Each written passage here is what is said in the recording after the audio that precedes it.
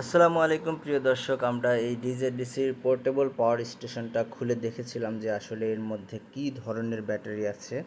তো এর জন্য আমরা খুলে দেখার পর খুবই অবাক হয়েছি। এটার বিল্ড কোয়ালিটি দেখে আপনারা দেখতে পাচ্ছেন যে এর যে ইউপিএস অর্থাৎ ইউপিএস সার্কিটটা যেটা রয়েছে, এর যে দুইটা তার দিয়ে কানেকশন করা রয়েছে ব্যাটারি থেকে, আর ব্যাটারিটা হচ্ছে সম্পূর্ণ lithium phosphate battery, prismatic cell দিয়ে গঠন করা।